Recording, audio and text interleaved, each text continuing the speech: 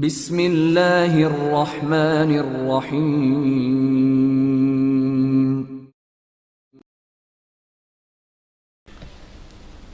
Add لاوا Imran series, مصنف ابن Safi. Saint Vincent ایک پرفضا پہاڑی مقام تھا جہاں زیادہ تر معدنی چشموں سے فائدہ اٹھانے والوں کی بھیڑ نظر آتی تھی۔ مئی سے اکتوبر تک خاصی چہل پہل رہتی تھی، ہر طرف سبزہ ہی سبزہ نظر آتا۔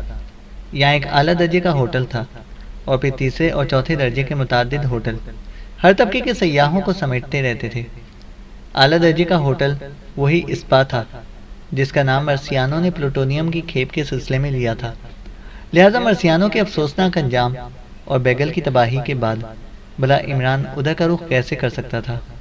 ایک تیسرے درجے کے ہوٹل میں اس نے اپنے ساتھیوں کے لیے کمرے حاصل کیے اور خود بھی وہیں رہ پڑا۔ ساتھیوں میں صرف جیمسن اور میریانا شامل تھے۔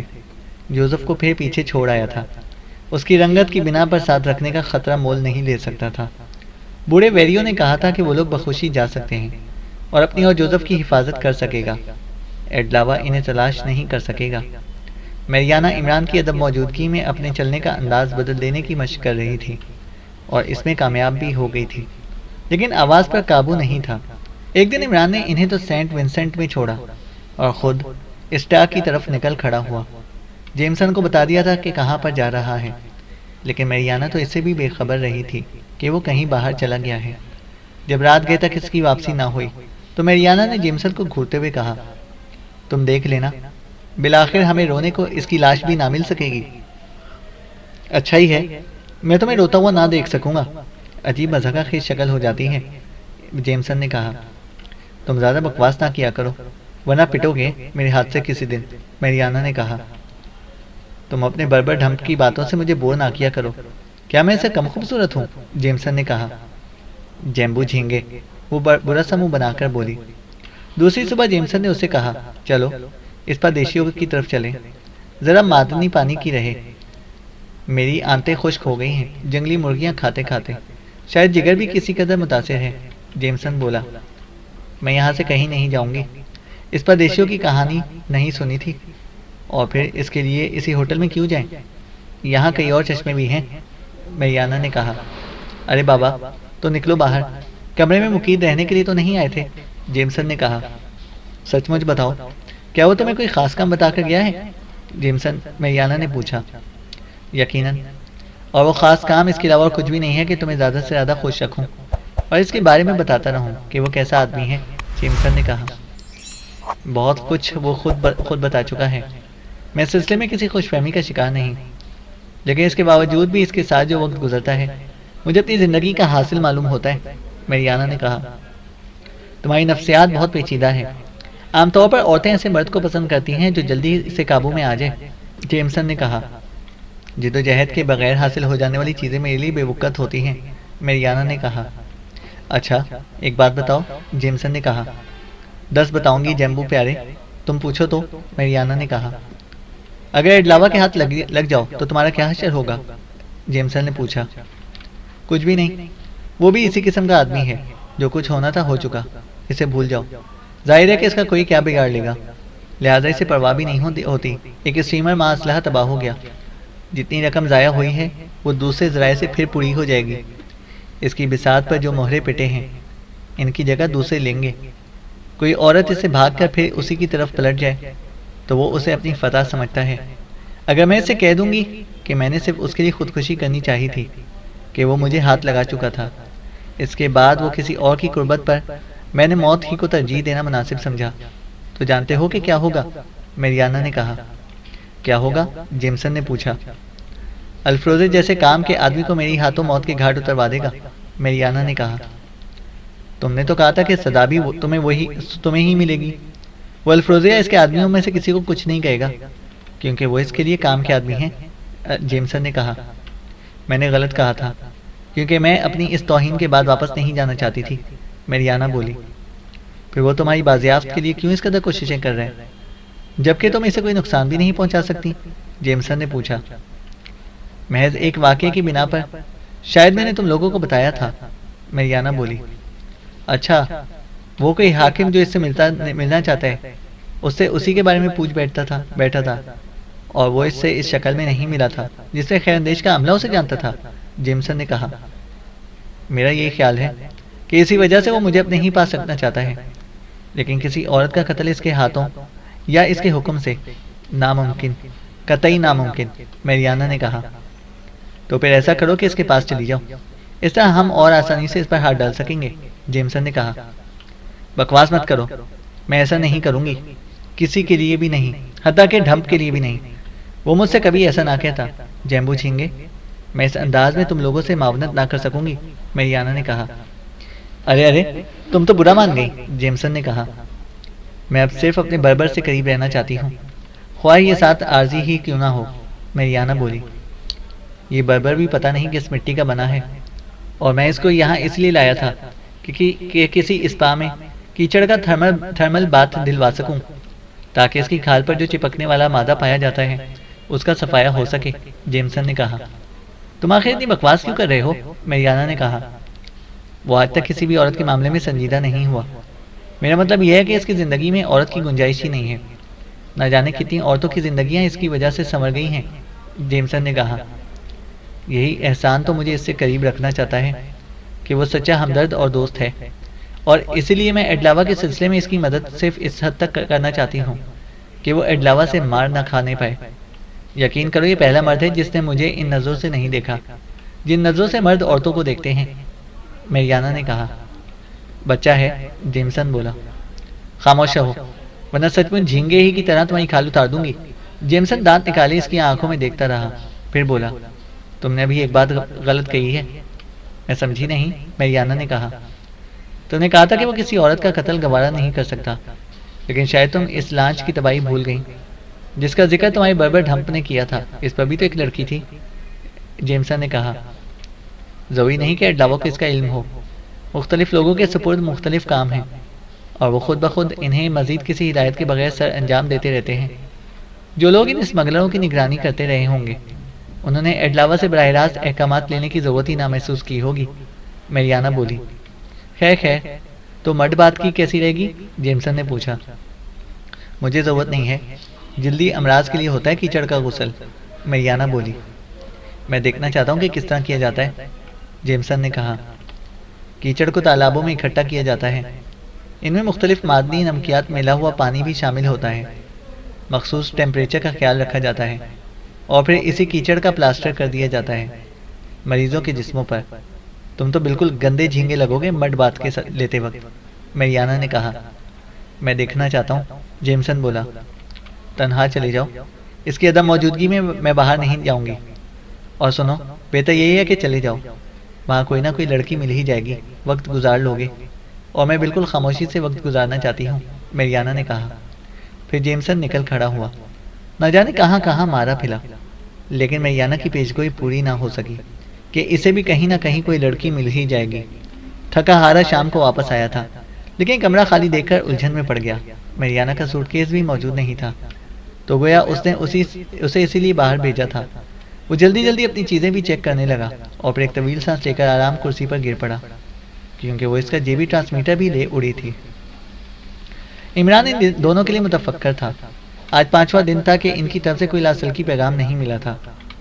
وہ ان اوقات پر جیبی ٹرانسمیٹر کا سوئچ ضرور آن کر دیتا جو گفتگو کے لیے پہلے سے طے کر لیے گئے تھے، لیکن صفدر کی آواز سنائی نہیں دیتی تھی۔ 5 دن پہلے اس نے اطلاع دی تھی کہ وہ جولیا الفروزے پر ہاتھ صاف کر دینے میں کامیاب ہو گئی ہے، اور عنقریب یہ معلوم ہو جائے گا کہ سرحد پار کب کرائی جائے گی۔ الفروزے کسی مخصوص جگہ پر ان دونوں کو پہنچائے گا، وہاں سے مال بردار گاڑی میں بیٹھ کر وہ سرحد کی طرف جائیں گے۔ گمان غالب ہے کہ وہ ڈرائیور مطلوبہ آدمی ہی ہوگا جو اس مال بردار گاڑی کو ڈرائیو کرے گا۔ الفروزے بھی ساتھ ہوگا، کیونکہ جولیا نے اس سے وعدہ کیا ہے کہ وہ سرحد پار نہیں کرے گی، بلکہ غیر متوقع طور پر الفروزے کے ساتھ واپس چلی آئے گی، اور صفدر یعنی اس کا باس اولن شیپرڈ بے بس آدمیوں کی طرح سرحد پار کر جائے گا، وہاں کوئی بکھیڑا کرنے کی ہمت نہیں کرے گا۔ بات الفروزے کی سمجھ میں آ گئی ہے، اور وہ اس کی تجویز سے متفق ہو گیا ہے۔ صفدر اور جولیا کو الفروزے تک پہنچانے کے لیے عمران کو بڑے پاپڑ بیلنے پڑے تھے۔ اس نے سچ مچ پیرو کے ذریعے رابطہ قائم کرایا تھا، اور پیرو کے سفارت خانے کے ایک ذمہ دار آدمی نے خیر اندیش سے اس سودے کی بات چیت کی تھی۔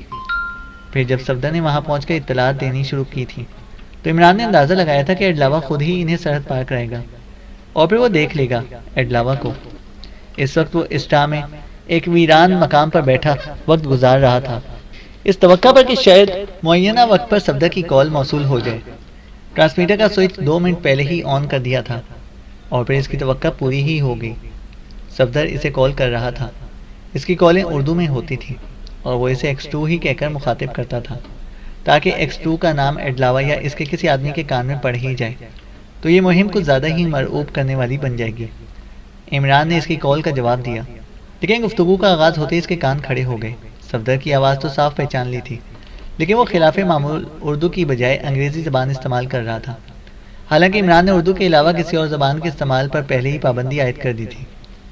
صفدر کہہ رہا تھا، اسکیم شاید بدل گئی ہے، روانگی کے لیے کوئی اور طریقہ اختیار کیا جائے گا۔ دوسرا آئندہ پیغام کل 12 بجے دن، اوور اینڈ آل۔ ٹرانسمیٹر کا سوئچ آف کر کے بڑبڑایا، تو بیٹے اس کا یہ مطلب ہوا کہ تم دونوں دھر لیے گئے ہو۔ وہ آج ہی اوسٹا پہنچا تھا۔ اس سے قبل کے پیغامات میں صفدر نے اسے جولیا اور الفروزے کے روز افزوں عشق کی داستانیں بھی سناتا رہا تھا اور اسی سلسلے میں ان تفریح گاہوں کے نام بھی بتائے تھے جہاں جہاں وہ انہیں لیے پھرتا تھا۔ لہٰذا اب ان دونوں کی صحیح پوزیشن اسی طرح معلوم ہو سکتی تھی کہ عمران ان تفریح گاہوں کو کھنگال ڈالتا۔ صفدر کے بیان کے مطابق الفروزے نے گھر سے تنہا نکلنا چھوڑ دیا تھا، وہ دونوں ضرور ہوتے تھے اس کے ساتھ۔ پھر وہ اس جگہ سے اٹھ ہی رہا تھا کہ کسی ہیلی کاپٹر کی گرج سنائی دی، ساتھ ہی اس کی چھٹی حص نے بھی اسے جھنجھوڑا اور وہ بڑی تیزی سے نشیب میں اترنے لگا۔ مستح زمین پر پہنچ کر تو باقاعدہ دوڑ لگا دی۔ ہیلی کاپٹر کی آواز قریب ہوتی جا رہی تھی۔ اس چٹان کے اوپر پہنچ کر ہیلی کاپٹر فضا میں معلق ہو گیا جس پر ذرا دیر پہلے عمران نے صفدر کی کال ریسیو کی تھی اور مزید کچھ دیر بیٹھا اسی کے متعلق سوچتا رہا تھا۔ حالانکہ اب خاصا اندھیرا پھیل گیا تھا، لیکن تاروں کی چھاؤں میں ہیلی کاپٹر کا ہیولہ صاف نظر آ رہا تھا۔ عمران ایک جگہ رک کر حیرت سے اسے دیکھتا رہا، پھر اچانک مشین گن کی فائرنگ سنائی دینے لگی۔ اس نے دوبارہ دوڑنا شروع کر دیا۔ فائرنگ ہیلی کاپٹر سے اسی چٹان پر ہوئی جس پر سے عمران نے اپنی اس دوڑ کا آغاز کیا تھا۔ کچھ دیر بعد سناٹا چھا گیا اور ہیلی کاپٹر کی آواز بھی بتدریج دور ہوتی چلی گئی۔ عمران زمین پر گر کر ہانپنے لگا۔ وہ تصور بھی نہیں کر سکتا تھا کہ اس قسم کا کوئی واقعہ پیش آئے گا۔ کیا صفدر کی کال ریسیو کرنے کی بنا پر اس کی اتنی درست نشاندہی ہوئی تھی؟ حیرت انگیز، کیا ایڈلاوا کے پاس کوئی ایسا آلہ بھی موجود ہے جو لاصل کی کال کا جواب ملنے کی جگہ کا فاصلہ اور زاویہ بھی بتا سکے، اتنی صحیح نشاندہی کر سکے، جس کا ثبوت ہیلی کاپٹر نے ذرا دیر پہلے دیا تھا؟ وہ اس چٹان پر سے فوراً ہی نہ بھاگ کھڑا ہوتا تو ہیلی کاپٹر سے کی جانے والی فائرنگ اسے چھلنی کر دیتی۔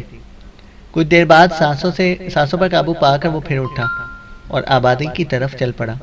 خدشہ تھا کہ کہیں کوئی ٹیم ہیلی کاپٹر کی کارکردگی کا جائزہ لینے نہ پہنچ جائے۔ اوسٹا پروونس کی راتیں خوشگوار ہوتی تھیں، تفریح گاہیں بھری پڑی نظر آئیں، ہواؤں میں لطیف سی خنکی ذہنوں کو تازگی بخشتی رہتی۔ یہاں عمران نے دوسرے درجے کے ایک ہوٹل میں قیام کیا تھا اور اب بہت زیادہ محتاط ہو گیا تھا۔ کوئی ایسی حرکت اس سے سرزد نہیں ہوئی تھی جس کی بنا پر دوسروں کی توجہ اس کی طرف مبذول ہو سکے۔ ایسے ملبوسات کا استعمال بھی ترک کر دیا تھا جن میں اس کی شخصیت دوسروں سے نمایاں لگتی۔ ایک شریف سیاح کی سی دھج اپنائی تھی جو صرف دنیا دیکھنے اور متحیر رہ جانے کے لیے گھر سے نکلا ہو۔ صفدر کی کال کے سلسلے میں پہلے جو شبہ پیدا ہوا تھا وہ ہیلی کاپٹر کی فائرنگ کے بعد یقینی شکل اختیار کر چکا تھا۔ وہ ضرور پکڑے گئے تھے، اس کے باوجود بھی وہ ان تمام تفریح گاہوں کے چکر کاٹتا پھر رہا تھا جن کے حوالے صفدر نے اپنے پچھلے لاسل کی روابط میں دیے تھے۔ بالآخر اینٹیکولانا کے ریکریشن ہال میں ہی الفروزے نظر آ گیا، لیکن وہ دونوں اس کے ساتھ نہیں تھے اور خود بھی کچھ بجھا بجھا سا نظر آ رہا تھا۔ اس کی میز پر کئی بوتلیں اور سائفن موجود تھے، ویسے کوئی ساتھی بھی نہیں تھا، تنہا تھا اپنی میز پر۔ بہتیری میزیں خالی تھیں کیونکہ یہاں بیٹھتا کون تھا؟ ساری بھیڑ تو رقص کے فرش پر ہوتی تھی۔ بس تھکے تھکائے جوڑے ذرا دیر کو کہیں ٹکتے اور پھر ناچنے کو چل دیتے۔ بلند آہنگ موسیقی سے ہال گونج رہا تھا۔ عمران بیٹھنا تو چاہتا تھا لیکن تنہا نہیں۔ اتفاقاً الفروزے کے قریب ہی کی میز پر 2 معمر عورتیں نظر آئیں، 40 سے کم نہ رہی ہوں گی۔ چہروں سے گھریلو پن ظاہر ہوتا۔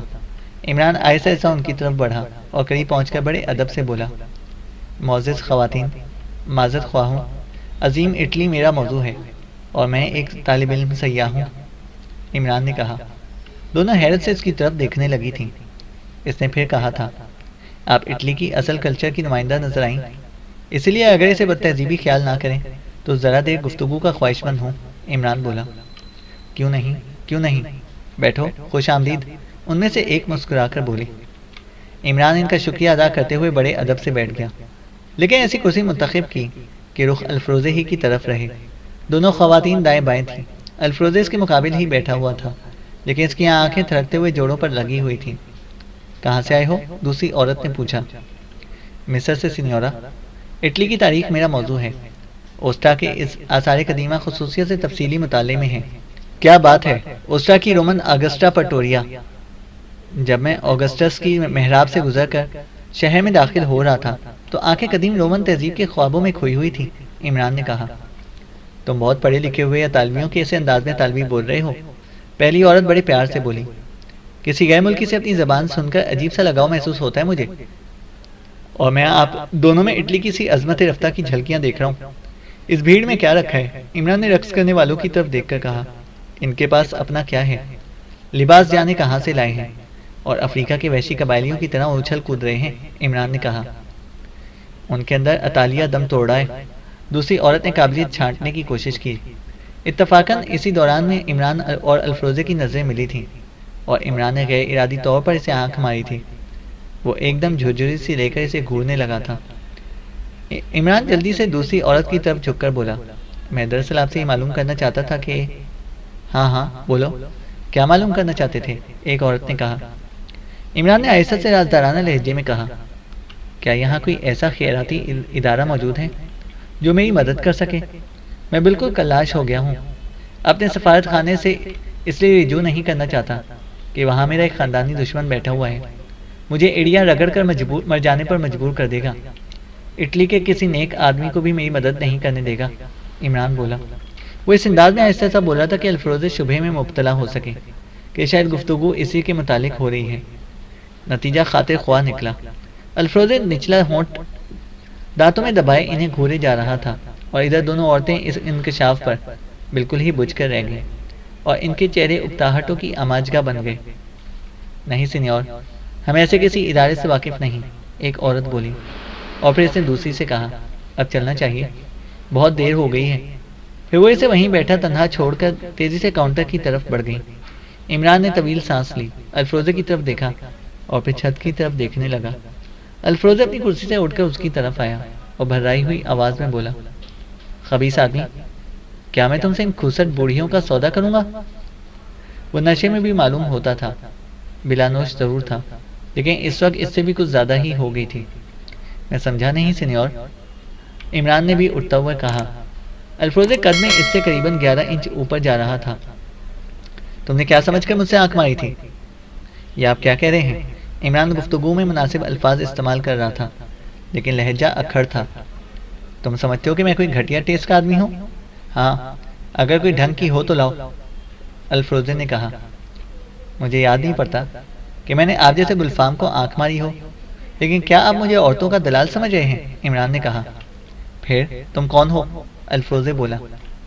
میں کوئی بھی ہوں، تم کون ہوتے ہو پوچھنے والے؟ عمران نے کہا۔ گھوسا مار کر چپٹا کر دوں گا، الفروزے بولا۔ باہر چلو تو بتاؤں، اگر یہ پہاڑ ریزہ ریزہ نہ کر دوں تو شمال کے خانہ بدوشوں کا خون نہیں، گدھی کا پیشاب دوڑ رہا ہے میری رگوں میں، عمران نے کہا۔ الفروزے نے اسے حقارت سے دیکھا تھا اور بولا، آؤ۔ پھر وہ دروازے کی طرف بڑھتا چلا گیا۔ عمران اس کے پیچھے چل رہا تھا، ساتھ ہی اکھڑ لہجے میں کہتا بھی جا رہا تھا، پتہ نہیں کیا سمجھ لیتے ہیں خود کو یہ لمبے چوڑے لوگ، ہوش ہی میں نہیں رہتے۔ الفروزے سن رہا تھا اور خاموشی سے چلا جا رہا تھا، لیکن دروازے سے گزر کر اچانک مڑا اور اس کا گھونسا کسی گرز کی طرح عمران کے سر پر پڑا، لیکن شاید وہ اس لیے اسے غصہ دلاتا ہوا آیا تھا کہ باہر نکلتے ہی وہ اس پر حملہ کر بیٹھے، گویا پہلے ہی اس کے لیے تیار تھا، لہٰذا مار کھا جانے کا امکان ہی نہیں تھا۔ پھرتی سے جھکائی دے کر بائیں جانب کو ہٹ گیا۔ دیوار پر پڑا تھا الفروزے کا گھونسا، اور وہ خود ہی تکلیف سے بلبلا اٹھا، پھر تو کھوپڑی سے بالکل ہی آؤٹ ہو گیا۔ دوبارہ جھپٹا عمران پر، اور عمران نے برآمدے سے پورچ پر چھلانگ لگائی۔ زندہ نہیں چھوڑوں گا، وہ دھاڑتا ہوا آگے بڑھا۔ عمران اس چکر میں تھا کہ دوسروں کی پہنچ سے دور لے جا کر اس کی مرمت کر ڈالے۔ یہی ہوا بھی۔ پارک کی ایک نیم تاریخ گوشے میں اچانک مڑ کر اس نے الفروزے کے سینے پر ٹکر ماری اور وہ اس غیر متوقع حملے کی تاب نہ لا کر چاروں خانے چت ہو گیا۔ وہ تو سمجھ رہا تھا کہ اکھڑ خانہ بدوش اب اس سے خائف ہو کر نکل جانا چاہتا ہے۔ شراب نے ویسے بھی اس دماغ گھما کر رکھا تھا۔ بہرحال گرا تو پھر اٹھنا نصیب نہ ہو سکا۔ عمران چھلانگ لگا کر اس کے سینے پر سوار ہو گیا اور پھر کسی ہزار پا کی طرح اس کے جسم سے چمٹتے ہوئے سرگوشی کی۔ پلوٹونیم کب جا رہا ہے؟ الفروزے کا جسم ڈھیلا پڑ گیا اور عمران کے پیروں کی گرفت اور سخت ہو گئی۔ تم کون ہو؟ یہ میں بعد میں بتاؤں گا، پہلے تم بتاؤ کہ آج وہ دونوں تمہارے ساتھ کیوں نہیں ہیں؟ عمران نے کہا۔ چلے گئے، الفروزے بولا۔ بکواس ہے، عمران نے کہا۔ دیکھو، وہ ہانپتا ہوا بولا، اگر تم X2 کے آدمی ہو تو میں وہ اس کے بعد کچھ نہ کہہ سکا کیونکہ عمران کی گرفت بتدریج سخت سے سخت اور ہوتی چلی جا رہی تھی۔ الفروزے کے عضلات بھی سخت ہی تھے، لیکن گوشت کی زیادتی کی بنا پر وہ کسی حد تک ناکارہ ہی ہو کر رہ گئے تھے۔ اس لیے اسے ایسا محسوس ہو رہا تھا جیسے عمران کی ہڈیاں اس کی کھال پھاڑتی ہوئی گوشت ہی میں اتر جائیں گی۔ خاموش کیوں ہو گئے ہو؟ بولو پہاڑ کے بیٹے، عمران نے کہا۔ تم اگر X2 کے آدمی ہو تو میں تم سے ایک خفیہ معاہدہ کرنا چاہتا ہوں، الفروزے نے کہا۔ تم اسپین ہو، امریکہ نہیں ہو پیارے، عمران نے کہا۔ میری بات سمجھنے کی کوشش کرو، مجھے اٹھنے دو، دوستوں کی طرح نہ ملوں تو کتیا کی اولاد سمجھنا، الفروزے نے کہا۔ اسپینی بات کے پکے ہوتے ہیں، میں ضرور یقین کروں گا تمہارے کال پر، عمران بولا۔ عمران نے یکلخت نہ صرف گرفت ڈھیلی کر دی بلکہ اسے چھوڑ کر بھی ہٹ گیا۔ یہی نہیں بلکہ اس کے بعد اسے زمین سے اٹھنے میں مدد بھی کی۔ الفروزے کھڑا ہانپتا رہا، پھر عمران نے اندھیرے میں اس کا دبا دبا سا کہا سنا۔ میں مطمئن ہوں، کہو کیا کہتے ہو، عمران بولا۔ پہلے مجھے ہنس تو لینے دو، الفروزے بولا۔ ضرور ہنسو، عمران بولا۔ وجہ نہیں پوچھو گے، الفروزے نے کہا۔ طبیعت ہے اپنی اپنی، میں پٹنے کے بعد پھوٹ پھوٹ کر روتا رہا ہوں، تم ہنستے ہو، وجہ پوچھ کر کیا کروں گا، عمران نے کہا۔ یہ بات نہیں ہے، تم وہی مردود یونانی طالب علم معلوم ہوتے ہو، میں تمہاری طرف دوستی کا ہاتھ بڑھاتا ہوں، الفروزے نے کہا۔ لیکن میری بیبی تو بچھڑ گئی ہے، عمران نے کہا۔ الفروزے کا کہا دور دور تک گونج اٹھا۔ چلو واپس چلیں، وہ بالآخر بولا۔ کہیں اور؟ اب وہاں نہیں، عمران بولا۔ کہیں اور صحیح، اور میری گاڑی موجود ہے، الفروزے نے کہا۔ عمران نے لاپرواہی سے شانوں کو جنبش دی اور الفروزے کے ساتھ چل پڑا۔ الفروزے نے اس کے لیے اگلی سیٹ کا دروازہ کھولا اور خود گھوم کر اسٹیئرنگ کے سامنے بیٹھ گیا۔ 10 منٹ بعد وہ فونیشیو میں پہنچے تھے۔ اس کا پارک بقائے نور بنا ہوا تھا، حالانکہ خاصی خنکی تھی، لیکن لوگ کھلے ہی میں بیٹھے ہوئے تھے۔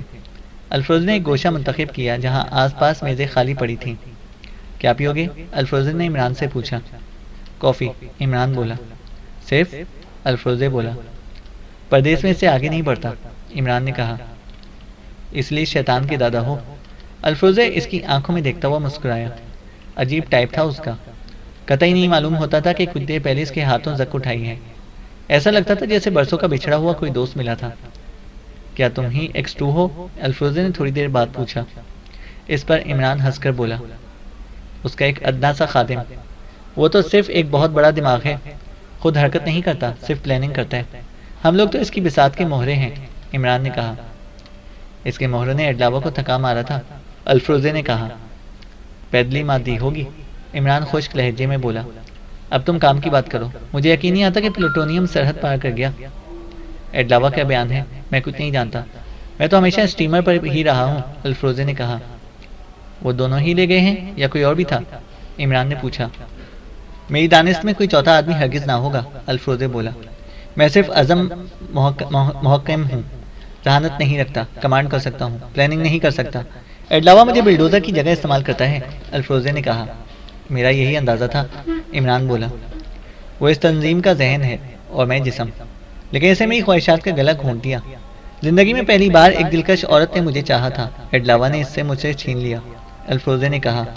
اس سے بڑا کمینہ پن اور کوئی نہیں ہو سکتا، عمران نے بڑے خلوص سے کہا۔ پھر الفروزے نے زولی زوگواں کی کہانی شروع کر دی۔ عمران خاموشی سے سنتا رہا، لیکن بات جب قدیم ان کا زبان تک پہنچی تو وہ اپنی کھوپڑی سہلائے بغیر نہ رہ سکا۔ وہ اس کا ترجمہ فرانسیسی میں کرتی ہوئی اتنی بھلی لگتی تھی کہ کیا بتاؤں، الفروزے بولا۔ کیا ایڈلاوا کی موجودگی میں بھی کبھی ان کی زبان اور فرانسیسی ترجمے کی ہوئی تھی یا نہیں؟ عمران نے پوچھا۔ مجھے تو یاد نہیں پڑتا، لیکن ٹھہرو، مجھے سوچنے دو۔ او ہاں، پہلی بار جب وہ اچانک ان کی موجودگی میں پہنچ گیا تھا، الفروزے نے کہا۔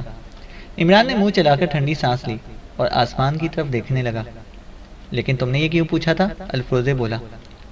ایڈلاوا چاہتا تو خود ان سے اس کی زبان میں گفتگو کر سکتا تھا، عمران بولا۔ میں ایڈلاوا کے متعلق کس حد تک نہیں جانتا، الفروزے سے غور سے دیکھتا ہوا بولا۔ میں جانتا ہوں، وہ اسی خاندان کا ایک بچا کھچا آدمی ہے جس کی حکومت اسپینی حملہ آور فرانسسکو پزارو کے حملے کے وقت پیرو میں تھی۔ مونٹیزوما کی نسل کا آدمی ہے، عمران نے کہا۔ کمال ہے، میں 15 سال سے، الفروزے نے کہنا چاہا۔ تم نے تو آج تک اس کی اصلی شکل بھی نہ دیکھی ہوگی، عمران بولا۔ تم لوگ بہت کچھ جانتے ہو، الفروزے بولا۔ ایڈلاوا اسی زبان کا لفظ ہے جس کا مطلب ہے آواز ہی آواز، عمران بولا۔ خدا کی پناہ، وہ عمران کو حیرت سے دیکھے جا رہا تھا۔ عمران ویٹر کی طرف متوجہ ہو گیا جو کافی اور شراب کی بوتل لایا تھا۔